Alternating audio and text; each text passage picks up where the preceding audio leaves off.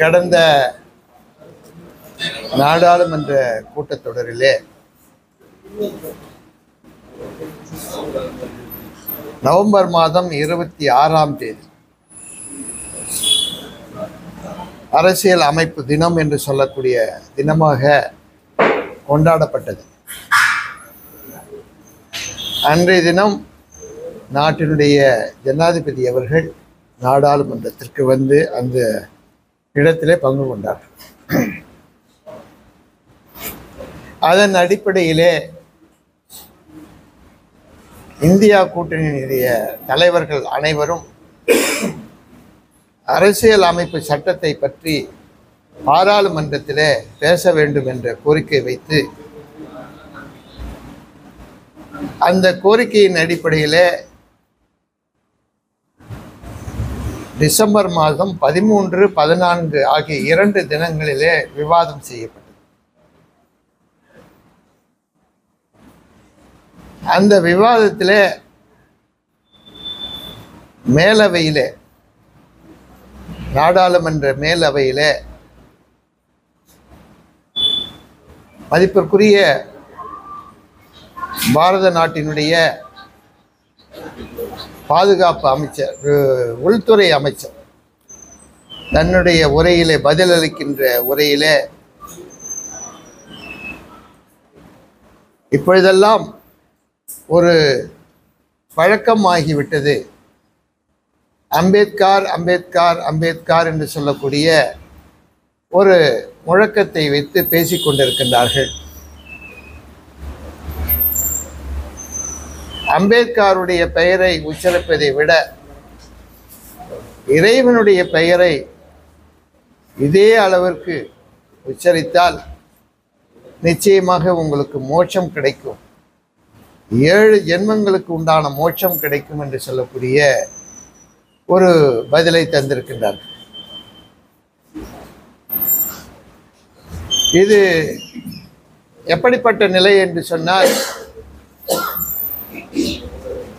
இந்திய நாட்டினுடைய அரசியல் அமைப்பு சட்டத்தை முன்னின்று வடிவமைத்து எல்லோருக்கும் பாதுகாப்பாக இருக்கக்கூடிய அரசியல் அமைப்பை உருவாக்கிய டாக்டர் அம்பேத்கர் அவர்களை இழிவுபடுத்தக்கூடிய செயலாகத்தான் பார்க்கின்றோம்.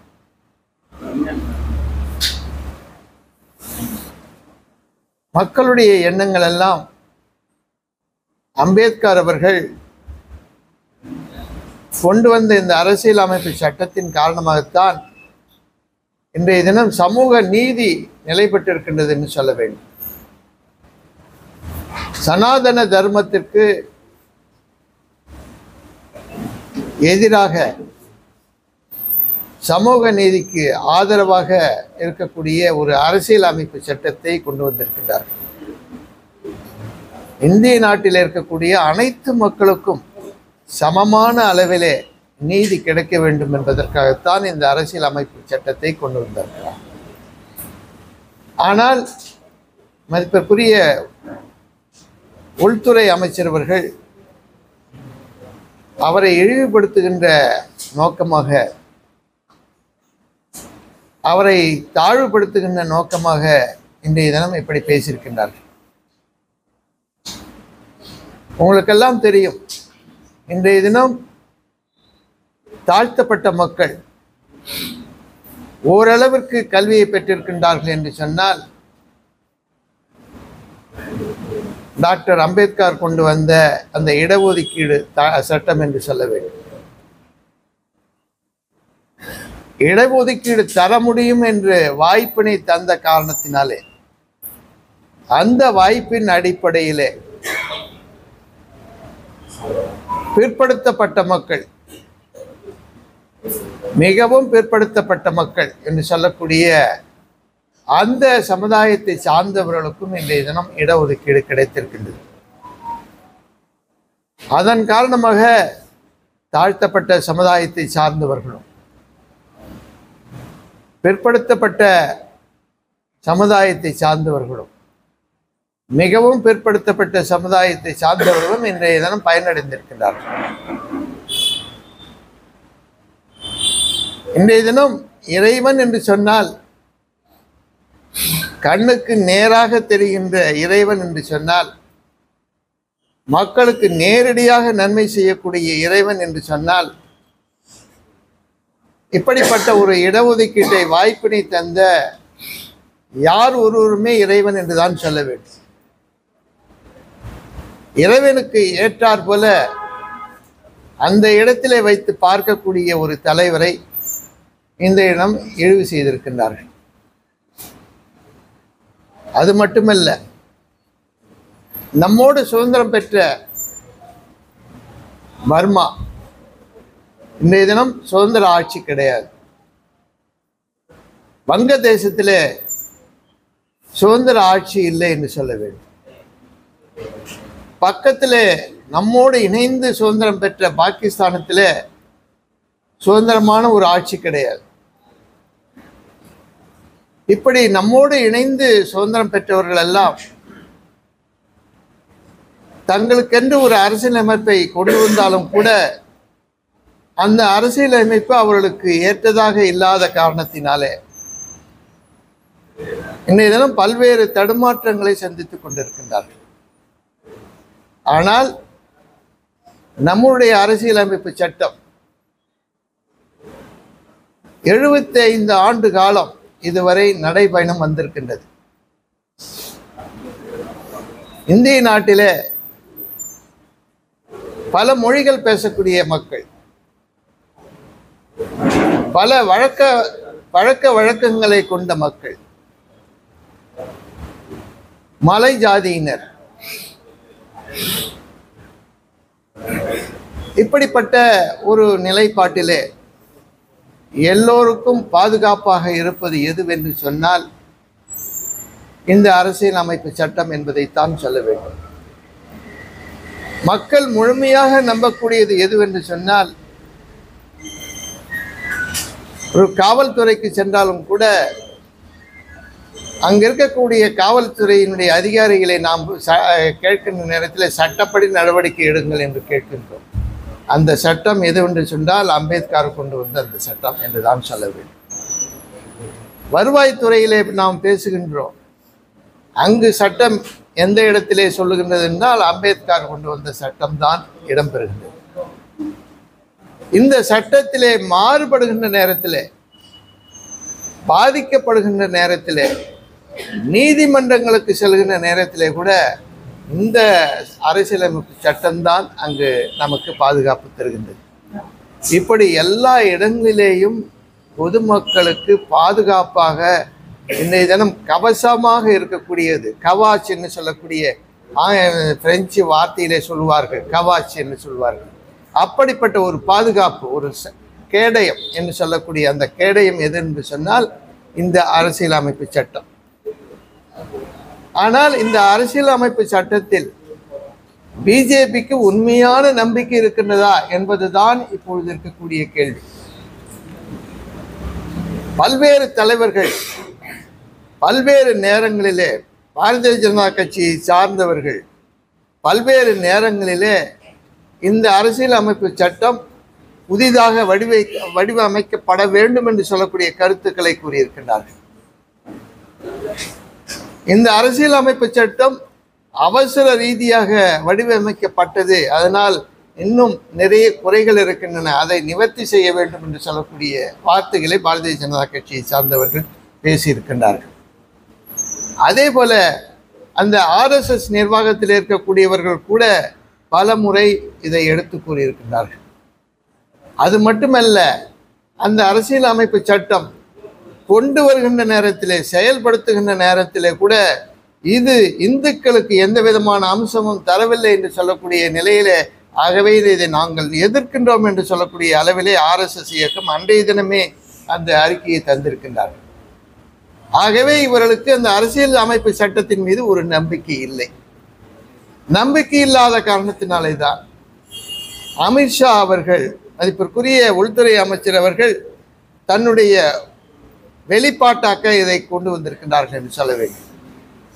இன்றைய தினம் அம்பேத்கரை குறை சொல்கின்றார்கள், நாளைய தினம் இந்த அரசியல் அமைப்பை சட்டத்தை குறை சொல்வார்கள். அவருடைய நோக்கங்கள் எல்லாம்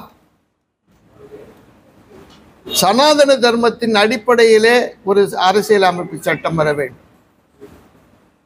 சனாதன தர்மத்தில் என்ன கூறுகின்றது என்று சொன்னால் ஜாதி பிரிவினைகள் கொண்டு வர வேண்டும்.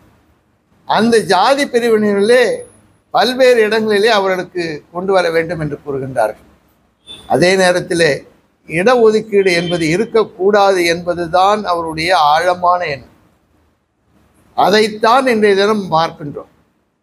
எந்த சமுதாயம் மிகவும் பின்தங்கி இருந்ததோ, கல்வியே கிடைக்காத அளவிற்கு இருந்ததோ, எந்த வசதியும் கிடைக்காது இருந்தார்களோ, அவர்களுக்கெல்லாம் இன்றைய தினம் ஓரளவுக்கு கல்வியும் ஓரளவிற்கு இருப்பதற்கு இடமும் தங்களுக்கு வேண்டிய உணவை பெறுவதற்கும் அந்த உரிமையை பெறுவதற்கும் அவர்களுக்கு பாதுகாப்பாகவும் இருந்தது என்னவென்று சொன்னால் இந்த அரசியல் அமைப்பு சட்டம்தான் என்று சொல்ல வேண்டும். குறிப்பாக ஏழை மக்கள், குரல் இல்லாதவர்களுக்கு குரலாக இருக்கக்கூடியது எதுவென்று சொன்னால் இந்த அரசியல் அமைப்பு சட்டம்தான். இதை இன்றைய தினம் தாக்குதல் செய்கின்றார்கள். இந்த அரசியல் அமைப்பு சட்டத்தின் மீது தாக்குதல் நடத்தப்படுகின்றது. அந்த தாக்குதலுடைய முதல் படிதான் அந்த அரசியல் அமைப்பு சட்டத்தினுடைய சிற்பியாக இருக்கக்கூடிய அம்பேத்கர் மீது இன்றைய தினம் கொண்டு வந்திருக்கிறார்கள். இதை நாங்கள் வன்மையாக கண்டிக்கின்றோம், முழுமையாக கண்டிக்கின்றோம். நாங்கள் மதிப்பிற்குரிய இந்திய குடியரசு நாட்டினுடைய தலைவியாக இருக்கக்கூடியவர்கள், ஜனாதிபதியாக இருக்கக்கூடியவர்கள், மக்களுடைய முழு நம்பிக்கையாக இருக்கக்கூடியவர்கள், மக்களுக்கு நம்பிக்கை தரக்கூடியவர் என்று சொல்லக்கூடிய ஒரே நபர் இந்திய நாட்டினுடைய ஜனாதிபதி அவர்கள். அவர்களுக்கு நாங்கள் மனு அனுப்ப இருக்கின்றோம் இந்திய காங்கிரஸ் கட்சியின் சார்பாக. தயவு செய்து இப்படிப்பட்ட அரசியல் அமைப்பு சட்டத்தை இழிவுபடுத்திய அந்த உள்துறை அமைச்சரை உடனடியாக பதவி நீக்கம் செய்ய வேண்டும்.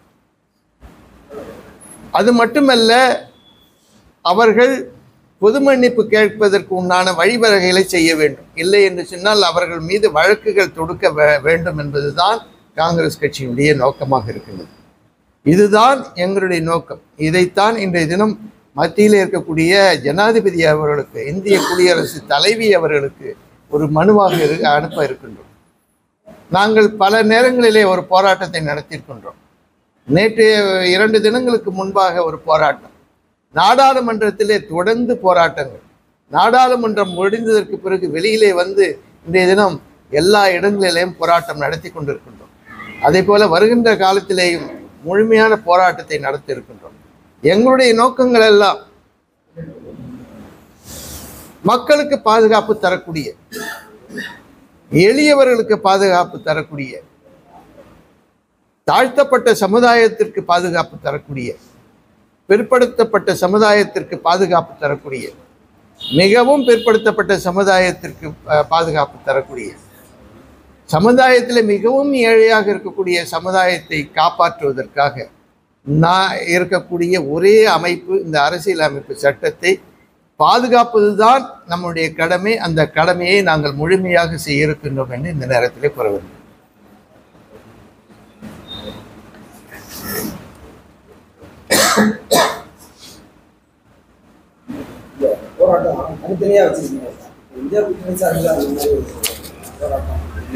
இல்லை, அவங்களுடைய வெளிப்பாடு, அதாவது இதில் வந்து இந்தியா கூட்டணின்றது ஒரு பிரச்சனையே கிடையாது.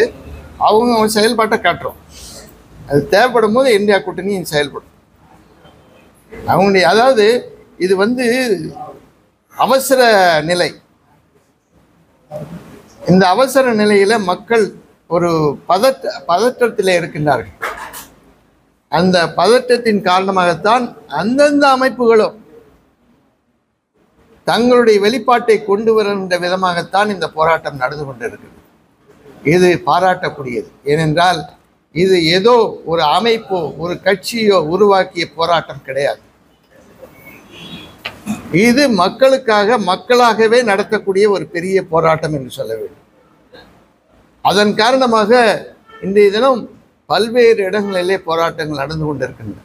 உங்களுக்கெல்லாம் நினைவு இருக்கும், சிறுமி ஆர்த்தி கற்பழிப்பு செய்து கொலை செய்கின்ற நேரத்தில் கட்சிகளுக்கு முன்பாக மக்கள் கொதித்தெழுந்தார்கள். மக்கள் போராட்டம் நடத்தினார்கள். அப்படிப்பட்ட நிலைப்பாடு தான் இன்றைய தினம். இது மக்களுடைய போராட்டம், மக்களுடைய விழிப்புணர்வு மக்களுக்கு முழுமையாக தெரிந்திருக்கின்ற காரணத்தினாலே தான் எல்லோருமே இந்த போராட்ட களத்திலே இறங்கியிருக்கின்றார்.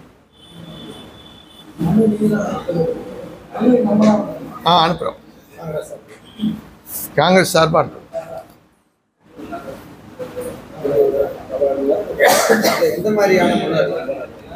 அதான் இந்த காரணங்கள்லாம் சொல்லி இந்த மாதிரி குடியரசுத் தலைவர் நான் சொன்ன கடிதம்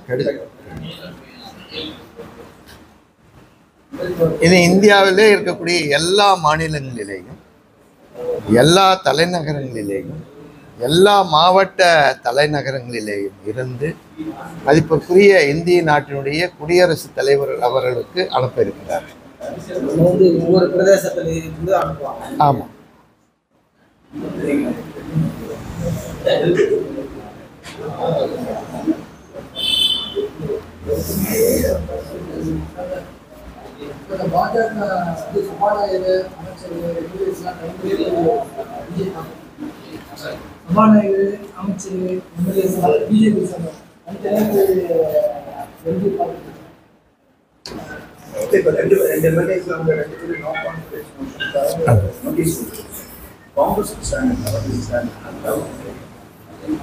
முதல்ல இது விவாதத்துக்கு வர வேண்டும்.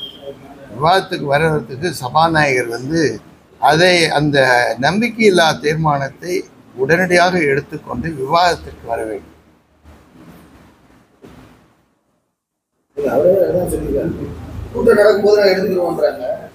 இதற்கென்று தனியாக கூட்டம் நடத்தப்பட வேண்டும். இதற்கென்று தனியாக ஒரு கூட்டத்தை நடத்த வேண்டும். கூட்டம் நடத்துங்க. நான் என்ன சொல்றேன், 650 கோடி ரூபாய் வெள்ள பாழுக்காக மாநில அரசாங்கம் கேட்டது. 642. அந்த 642 கோடி ரூபாய்க்கு மத்திய அரசாங்கத்தில் இருந்து இதுவரை இவர்களுக்கு எந்த விதமான பதிலும் இல்லை. நான் என்னுடைய பாராளுமன்ற உரையில பேசுகின்ற நேரத்தில் மத்தியிலே இருந்து குழுக்கள் வருகின்றார்கள், பார்வையிடுகின்றார்கள், பார்வையிட்டு சென்று விடுகின்றார்கள். ஆனால் சென்றதற்கு பிறகு மத்திய குழுவினுடைய அறிக்கை என்ன என்பது மாநில அரசாங்கத்திற்கு தெரிவிப்பதே கிடையாது. அதனுடைய நிலைப்பாடு என்ன என்பதை அவர்களுக்கு கூறுவதே கிடையாது. அது மட்டுமல்ல, அந்த இழப்பீடு எப்பொழுது கொடுப்பார்கள், எவ்வளவு கொடுப்பார்கள் என்று எந்த விதமான வாக்குறுதியும் தரப்படுவதில்லை. அந்த பேரிட்டர் அந்த சட்டத்திலே கொண்டு வருகின்ற அந்த திருத்தத்தை கொண்டு வருகின்ற நேரத்திலே நான் என்னுடைய கருத்தினை கூறினேன். என்னவென்று சொன்னால், இப்படி வருகின்ற குழுவானது ஒரு குறிப்பிட்ட 15 நாட்களுக்குள்ளாக தன்னுடைய அறிக்கையை மத்திய அரசாங்கத்திற்கும் மாநில அரசாங்கத்திற்கும் தரப்பட வேண்டும். 1 மாதத்திற்குள்ளாக பேரிட்டருக்கு உண்டான தொகையை மாநில அரசாங்கத்திற்கு மத்திய அரசாங்கம் தரப்பட வேண்டும். ஏன்னா நீ எதை வேணாலும் கொடு, இவங்க 650 கோடி 642 கொடுக்குறாங்களா, நீ 2 கோடி தான் கொடுப்பேன்னா 2 கோடின்னு சொல்லு. இல்ல, அவங்களுக்கு பழையது தான் கொடுத்தாங்க. இவங்க இந்த பேரிட்டருக்குன்னு கொடுக்கவே இல்லை, இதுவரையும் கொடுக்கல. இந்த நடந்து முடிந்த பேரிட்டர் பேகல் அந்த புயலுக்காக அவர் 6500 கோடி ரூபாய் கேட்டதற்கு எந்த விதமான பதிலோ அவர்கள் தரவில்லை. இதுதான் உண்மை. இதைத்தான் அந்த சட்ட திருத்தம் நடக்கின்ற நேரத்தில் நான் தமிழகத்தினுடைய எம்பிக்களும் நாங்களும் சண்டையிட்டோம். அந்த வெல் என்று சொல்லக்கூடிய பகுதியிலே சென்று அவரிடத்திலே போராடினோம். ஆனால் அந்த அமைச்சர் அதற்கு உண்டான பதிலை அவர்கள் தரவே இல்லை. நம்முடைய எண்ணங்கள் எல்லாம் எது வேணாலும் இருக்கட்டும், நீ தப்புன்னா தப்புன்னு சொல்லு, ரைட்டுன்னா ரைட்டுன்னு சொல்லு, இவ்வளோ இருக்குதுன்னு சொல்லு, இவ்வளோ கொடுக்க போறேன்னு சொல்லு. நீ எதுவுமே சொல்லாத, எதுக்கு அனுப்புற? ஆமா,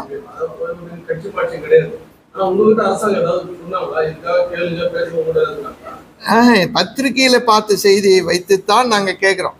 பத்திரிகையில 642 கோடி ரூபாய் கேட்குறாங்க அப்படின்னு சொல்லி அந்த பத்திரிகையில் பார்த்ததை வைத்து கொண்டு தான் நாடாளுமன்றத்தில் நாங்கள் விவாதம் செய்கின்றோம். எந்த இடத்திலேயும் மாநில அரசாங்கம் பாராளுமன்ற உறுப்பினர்களை பயன்படுத்துவதே கிடையாது.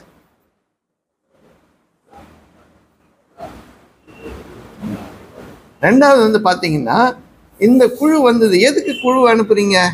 குழு பார்த்துட்டு மாதம் 1 ஆகப்போகுது. போன 1ஆம் தேதி வந்தது, இந்த 1ஆம் தேதி வரப்போகுது.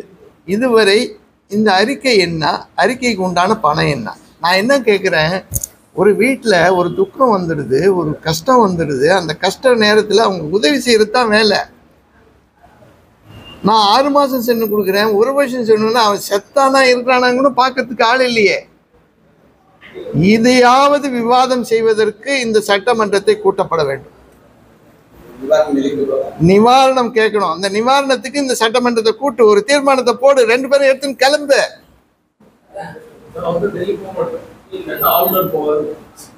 நான் என்ன சொல்ல, ஆளுநர்கிட்ட கொடுத்து அவர் அனுப்பு. உனக்கு தான் ஆளுநர் இருக்காருன்னு நினைக்கிறியா? சரி, இது ஆளுநர் அவர்களே, எங்கள் சார்பாக நீங்கள் சென்று கேளுங்கள். உங்களுக்கு துணையாக எங்களுடைய அமைச்சர்களை அனுப்புகின்றோம். உங்களுக்கு துணையாக பாரதிய ஜனதா கட்சியினுடைய சட்டமன்ற உறுப்பினர்கள், எம்எல்ஏக்கள், சபாநாயகர் எல்லாரும் போங்க. நான் என்ன கேட்கிறேன், சபாநாயகர் சபாநாயகர் கும்பலா எல்லாரும் இட்டுன்னு போறாரு. ஏன் டெல்லிக்கு இட்டுன்னு போக கூடாது? எங்கெங்கயோ டூர் போறாரு, அவரே தலைமை தாங்குறாரு. நீ எனக்கு வெள்ள நிவாரணம் கொடு, எனக்கு வெள்ள நிவாரணத்துக்கு வழி கொடு அப்படின்னு சொல்லி டெல்லியில போய் கேளு.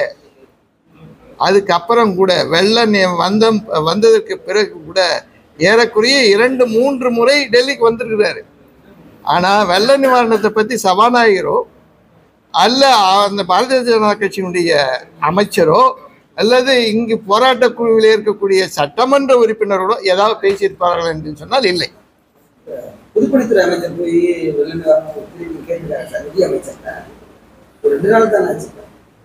நான் சொல்றது பாரதிய ஜனதா தலைவா, அது அடுத்தது. அதாவது அடுத்தது அது. நான் என்ன கேட்குறேன், ஒன்று நாம என்ன கேட்குறோம், குழுவை அனுப்பிச்சிங்க, குழுவினுடைய அறிக்கை என்ன, அரசாங்கம் என்ன கொடுக்குது ஆச்சா.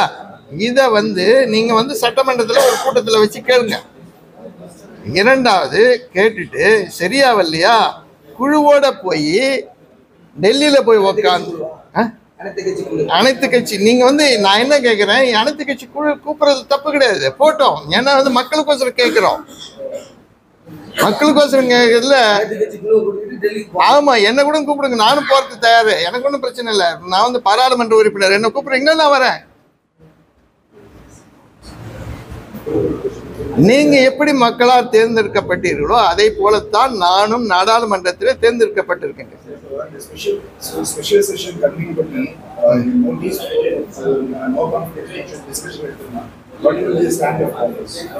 முதல்ல அவங்க நோட்டீஸ் முதல்ல கன்வீன் பண்ணிட்டோம், நோட்டீஸ் இஷ்யூ பண்ணிட்டோம், அவங்க மோஷன் மூவ் ஆகட்டும். அந்த மோஷன் ஆகும்போது நாங்கள் சப்போர்ட் பண்ண போகிறோம். கண்டிப்பா கண்டிப்பா. என்ன காரணம்னு கேட்டீங்கன்னா, இவர் பண்றது தப்புன்னு தான் சொல்றோம் நம்ம. இவர் அரசியல் நடவடிக்கை எடுக்கிறாரு, தப்பு. இவர் எல்லாத்துலேயும் போய் மூக்க நுழைக்கிறாரு, தப்பு. இதெல்லாம் நம்ம சொல்றது தானே. இது பல முறை சொல்லியிருக்கிறோம் இல்லையா. இது விவாதத்தில் போகுது, விவாதத்தில் நாங்கள் சப்போர்ட் தான் பண்ண போகிறோம். இதில் என்ன மாறுபட்டு எல்லா கட்சியும் எதிர்கட்சி ஏதாவது சப்போர்ட் பண்ணி தானே ஆகணும்.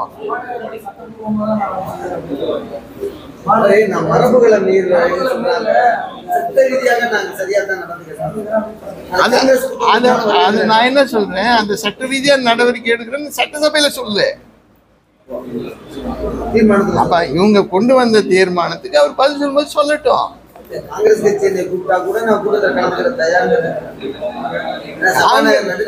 அதாவது நான் என்ன சொல்றேன், காங்கிரஸ் கூட்டா வருவேன், திமுக கூட்டா வருவேன், கம்யூனிஸ்ட் கூட்டா, அதெல்லாம் கிடையாது. கலந்து கொள்ளலாமா, கலந்து கொள்ளக்கூடாது, இதுதான் கேள்வி.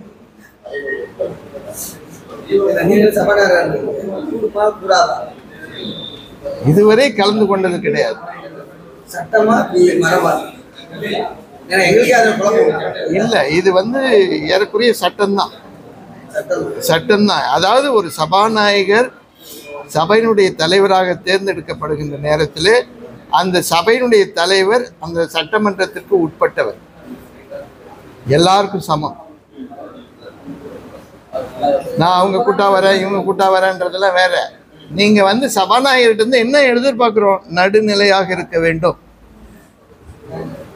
நடுநிலை வகிக்க வேண்டும், குறிப்பாக எதிர்க்கட்சிக்கு ஆதரவாக இருக்க வேண்டும். அப்பொழுதுதான் மக்களுடைய குறைகளை எடுத்து சொல்ல முடியும்.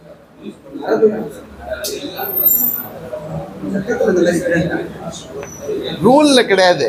அதாவது வாய்ப்புகள் எப்படி இருக்கணும்னா, எதிர்கட்சிகள் பேசும்போது அதிக நேரம் தேவை. என்ன காரணம்னா அவங்க குறைய சொல்றாங்க, பதில் சொல்ற போறது ஆளுங்கட்சி. இப்ப குறை சொல்றதுக்கு டைம் அதிகமா தானே தேவை. வாய்ப்புகள் ஆளுங்கட்சி எவ்வளவுதான் புகழ்ந்து பேசிக்கிட்டே இருக்க முடியும்? 5 நிமிஷம் பேசலாம், 10 நிமிஷம் பேசலாம், ஸ்ரீராம ஜெயம் கோஷம் போடலாம், நாம ஜெய் பீம்னு கோஷம் போடலாம். ஆனா இதுக்கு மேல என்ன, மக்களுடைய விவாதங்கள் என்ன, அதெல்லாம் பேசணும்ல.